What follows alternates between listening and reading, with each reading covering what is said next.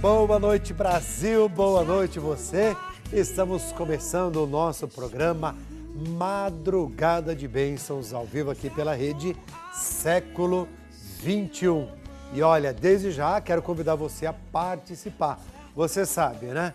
Esse programa nós fazemos juntos, eu aqui, você aí na sua casa e o Brasil inteiro e fora do Brasil também, né? Então já vai ligando, vai participando. O nosso telefone 19 3871 9620. 19 3871 9620. Pode mandar também seu e-mail madrugada@rs21.com.br. madrugada@rs21.com.br. O nosso tema de hoje é o seguinte: fazer o bem sem olhar a quem. Antes de começar a refletir com base no texto bíblico que eu preparei, mas eu devo falar daquilo que nós estamos vivendo enquanto igreja neste ano que foi convocado pelo Papa Francisco, que é justamente o ano da misericórdia. Nós temos as obras de misericórdias espirituais e aquelas corporais. E dentre elas tem o fazer a caridade. A caridade que leva ao amor, que leva à prática do bem. E nós precisamos resgatar na nossa vida de fé justamente essa condição das virtudes, né, que deve ser vivida por todos nós. E a prática da caridade é uma obra de misericórdia. Dar de comer a quem tem fome. Isso é um ato de caridade. Isso é o ato de fazer bem.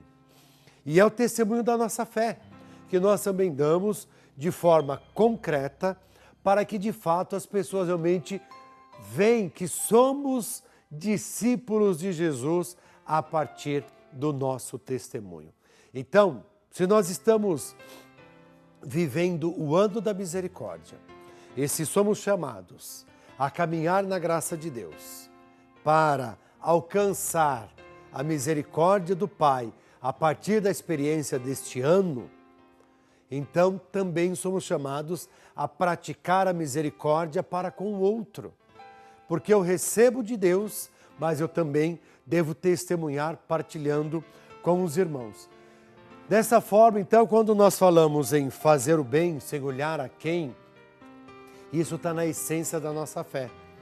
Porque nós sempre dizemos assim, que Jesus, enquanto passou neste mundo, ele passou fazendo o bem. E não escolheu para quem não, né?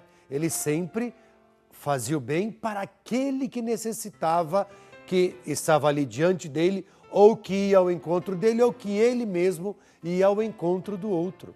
E essa, de fato, é a condição para a vivência de fé. Então nós poderíamos pegar diversos trechos bíblicos,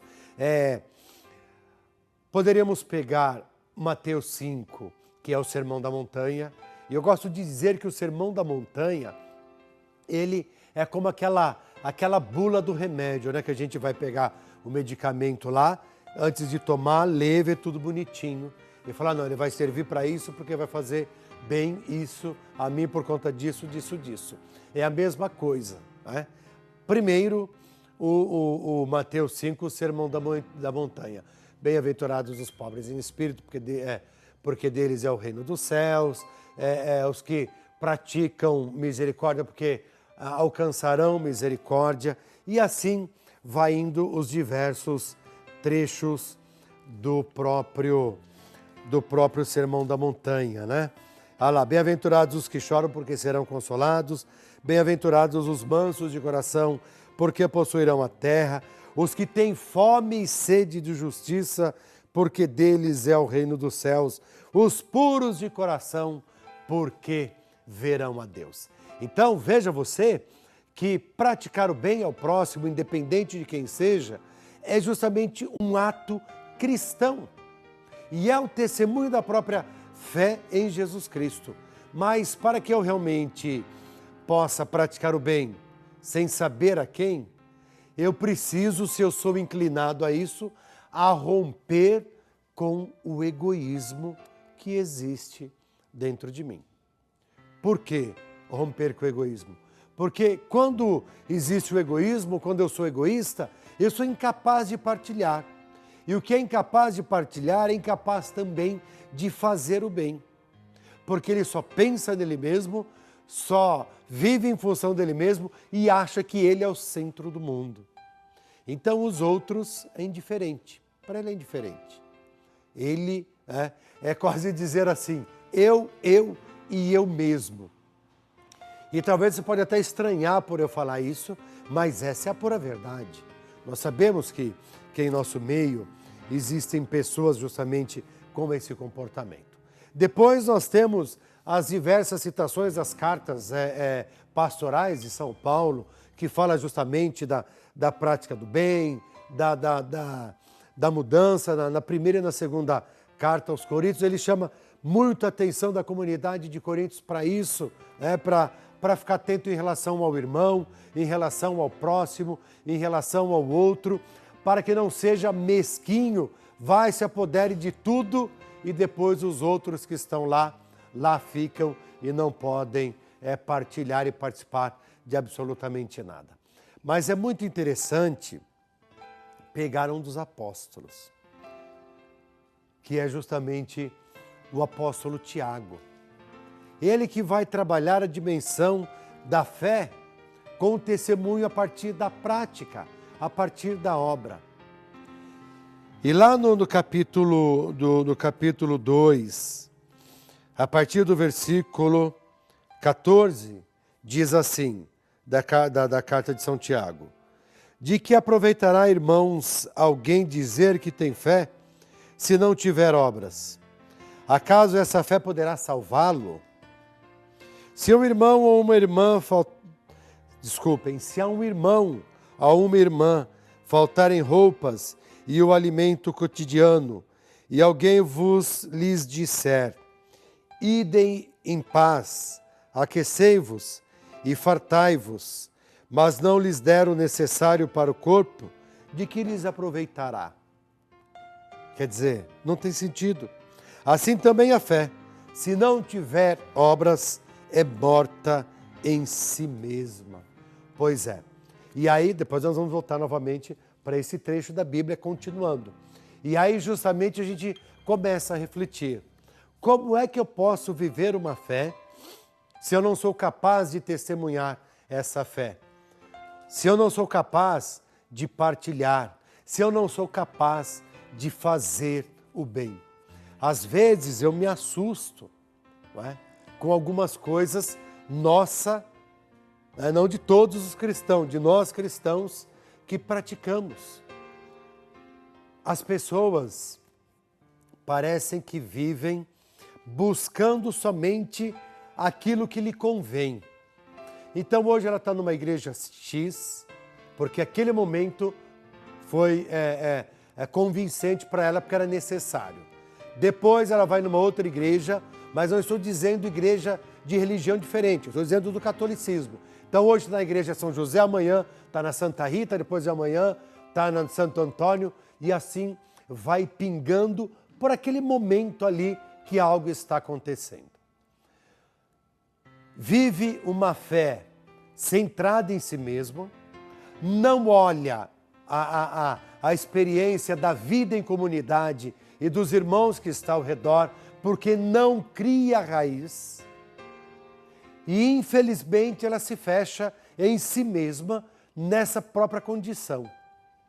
E aí acaba perdendo toda a dimensão do ser apostólico para todos, perde toda a dimensão da comunhão, do estar em comunhão com Deus e com os irmãos, e ao mesmo tempo a dimensão comunitária, e aí então começa a agir de forma a não praticar o bem, a não praticar a caridade.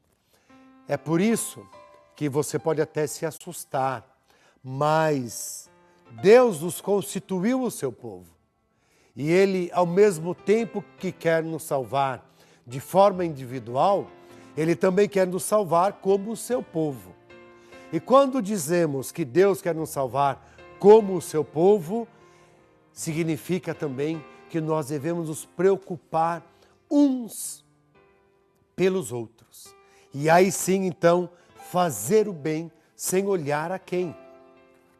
Porque se Deus vai nos salvar porque fomos constituídos o seu povo, então eu vou também ajudar o outro para que ele possa participar dessa salvação, para que ele possa conhecer a palavra de Deus, para que ele possa criar vínculo, raiz, numa experiência de comunhão com os irmãos, numa vida de comunidade, numa vida de irmãos de igreja, numa vida de comunhão como o próprio Deus. E quando isso acontece, vai se havendo também a transformação da própria pessoa. Porque, olha gente, a experiência de comunidade, viver em comunidade, é uma experiência do qual nós rompemos com o nosso egoísmo para justamente praticar o bem. Praticar o bem sem olhar a quem. É muito interessante. Isso até mesmo eu posso dizer por experiência minha na vida de seminário. Nós moramos no seminário com muitas pessoas de diversas regiões do Brasil, quando eu morei. Cada um com o seu histórico familiar, cada um com as suas cargas que trazem nas costas, positivas, negativas, com os seus traumas, com as suas libertações, mas que, ao longo da experiência, vai sendo formada, sendo trabalhada e vai aprendendo a renunciar a si mesma, enquanto pessoa, ou enquanto aquele que está morando, vai renunciando a si mesmo, para que possa, com o outro, construir a comunhão, a vivência em comunidade e crescer com o outro. E isso já é fazer o bem. Porque isso significa sair de si mesmo para colocar-se no lugar do outro. É quase que como ter compaixão. Eu saio de mim mesmo para sofrer com o outro. Eu saio de mim mesmo para me alegrar com o outro. Então, quando nós falamos de fazer o bem, independente para quem seja, sem olhar a quem, é uma atitude de fato de quem experimentou uma fé que o transformou, que o fez esvaziar-se de si mesmo para se colocar sempre na condição do outro. Por isso que nós não podemos fazer o bem só aqueles que estão próximos de nós. É muito engraçado, né? Como as pessoas, quando é do interesse, do convívio, do métier, do meio, seja qual for a expressão, qual for a palavra, a pessoa vai sempre tratar bem. E por que isso? Porque ela sempre vai esperar algo em troca. Agora, ir para um estranho, sem saber a quem. Fazer o bem sem saber, sem olhar, melhor dizendo, a quem. Essa, de fato, é a experiência do cristão. Essa, de fato, é a experiência daquele que vive a fé e que realmente acolheu os ensinamentos, a palavra do Senhor Jesus, compreendeu, vive e testemunha esses ensinamentos, esses mandamentos e a própria palavra. Então, vejam que para que eu possa realmente fazer o bem, sem esperar absolutamente nada em troca, ou seja, sem olhar a quem, eu preciso me colocar numa condição de total abertura para que a palavra de Deus possa me transformar. Mas eu também preciso fazer o esforço. Eu também preciso assumir esse propósito. E eu devo ter a necessidade de sair de mim mesmo. Então é a palavra que vai me preenchendo, vai transformando a minha vida, vai me fazendo cada vez mais próximo daquilo que me pede o Senhor Jesus e vai de fato me conduzindo para a vivência e para o testemunho de fé. Eu gosto sempre de usar exemplos de família e questionamentos da condição familiar. Porque às vezes, nós, padre, passamos por inúmeras experiências. Eu sempre falo, quando eu tenho oportunidade, quando estou apresentando Madrugada ou qualquer outro programa aqui na Rede Século XXI, que eu tenho oportunidade de falar. E eu sempre falo que às vezes é muito estranho, a gente atender um esposo, uma esposa, um filho e uma filha que diz que está sem conversar com um dos membros da família já há alguns dias. Porque convive.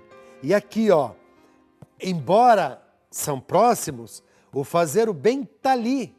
A família é o lugar do diálogo, do perdão, do amor, da renúncia. A família é lugar de tudo isso.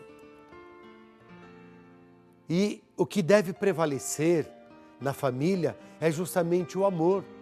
E o amor que leva à renúncia, o amor que leva à prática do bem, o amor que leva cada membro a se ajudar de forma mútua para que possam crescer enquanto família. Sem contar os cônjuges, o esposo e a esposa, que quando fizeram o juramento diante do sacerdote, diante da igreja, celebrando o sacramento do matrimônio, ouviram lá o padre dizer: já não são duas, mas uma só carne. Então, aí se vê que de fato tudo concorre para a prática do bem. E se nós vivemos isso em família, e se vocês pais que estão me assistindo passam esses valores para os vossos filhos, tenham certeza que eles vão praticar o bem sem olhar a quem. Não vou esperar absolutamente nada em troca. E é isso que precisa ser rompido no nosso coração. Porque a partir do momento que fazemos sem esperar realmente nada em troca, então, de fato, nós estamos testemunhando a fé em nosso Senhor Jesus Cristo. Mas vamos voltar mais um pouquinho no nosso texto. E aí, continuando lá em Tiago, no capítulo 2, a partir agora do versículo 18. Mas alguém dirá: tu tens fé e eu tenho obras. Mostra-me a tua fé sem obras, e eu te mostrarei a minha fé pelas minhas obras. Crês que há um só Deus, fazes bem, e aí fazes o bem, né? Então vejam, mais uma vez, não dá para dissociar uma coisa da outra, mas é a vida de fé na prática do bem. Então, eu não posso ter uma vida aqui se eu sou de fé, se eu não consigo praticar o bem. E eu não posso imaginar somente praticar o bem se eu não acolho a vivência de fé a partir da palavra do Senhor Jesus. Então, quando de fato nós nos colocamos para a prática do bem, então nós vemos aquilo que o próprio Deus realiza na nossa vida. Porque Deus é bondade, Deus é justiça, Deus é misericórdia e Deus é amor. E Ele faz de fato tudo isso em nossa vida. E faz justamente para nos ajudar, para nos sustentar e para nos fortalecer, a fim de que nós também façamos a mesma coisa com o nosso próximo. E olha, realmente vale dizer aquilo que dizia, se não me falha a memória, né? Eu esqueci o santo aqui, mas acho, não afirmo, que foi a Madre Teresa de Calcutá, que ela dizia assim: precisamos dar até doer. Ou seja, dar tudo de nós para o outro, sem esperar absolutamente nada em troca. E aí nós temos todos esses testemunhos desses santos da vida da igreja e de todos aqueles, os nossos santos anônimos, que praticam caridade, né? que realmente praticam o bem não olha quem, não está preocupado em receber nada, absolutamente nada em troca, mas realmente levando conforto, esperança, palavra de fé e tantas outras coisas para um estranho, mas que no momento que ele começa a praticar o bem, deixa de ser estranho, porque praticando o bem, ele está vendo no outro a própria imagem do Senhor Jesus. Então, olha, vamos começar a fazer o bem na nossa família. Trata com amor o seu esposo, trata com amor a sua esposa, trata com amor os seus filhos, porque aí você vai realmente transmitindo alguns valores para eles. E aquilo que aquele que cresce no amor, na partilha, ele consegue praticar o bem.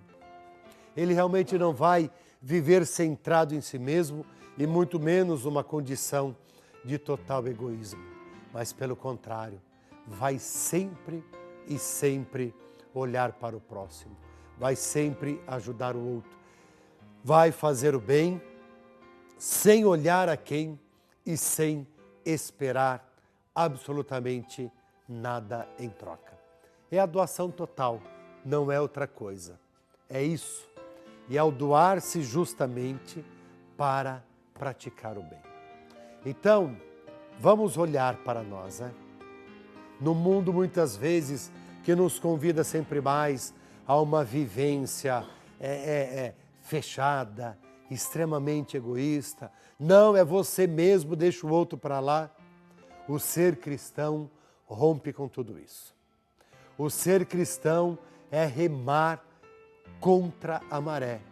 O ser cristão é remar contra a maré com muita alegria, dando testemunho que vale a pena praticar o bem ao próximo, que vale a pena ser caridoso e misericordioso para com o próximo, porque aí nós conseguimos mostrar para esses que são fechados que vale a pena praticar o bem.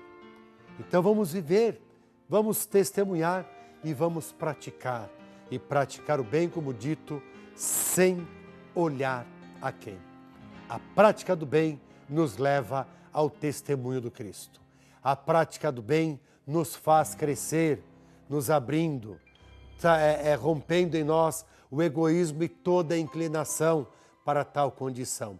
A prática do bem nos ajuda justamente a fazer com que o outro também receba aquilo que por algum motivo foi tirado dele, tenha novamente, melhor dizendo, a dignidade de um ser criado à imagem e semelhança de Deus. Lembre-se, vamos praticar o bem. Muito bem, quero te convidar a participar do nosso programa, ligando, participando, 19 3871 9620, 19 3871 9620. Pode mandar também um e-mail madrugada@rs21.com.br. Mas agora eu queria fazer um convite todo especial para você. Você que ainda não é sócio aqui da Associação do Senhor Jesus da Rede Século XXI, para nos ajudar a evangelizar através deste meio de comunicação que é a televisão, tornando-se um sócio. Você vai ajudar com que, assim como você está recebendo aí na sua casa, a mensagem de fé, de esperança e tantas outras mensagens, que outros também possam receber, do qual também sabemos muitos e muitos corações precisam ser tocados pela palavra do Senhor Jesus. Então liga para a gente, torne-se o sócio, 19 3871 9620, porque eu sei que daqui a pouquinho eu quero ler aqui o seu nome e agradecer a você que ouviu o meu apelo e vai nos ajudar a evangelizar através da Rede Século XXI. Nós temos uma pessoa que vai entrar ao vivo, é isso, né, diretor? Muito bem. Muito bem. Boa noite. Boa noite. Eu amo Jesus. Amém. Como a senhora se chama? Eu amo Jesus. A senhora ama Jesus? Eu também amo Jesus. Amém. Ai, todos amam Jesus. Né? Amém, isso mesmo. Como a senhora, Amém, amém, amém, amém. como que a senhora se chama?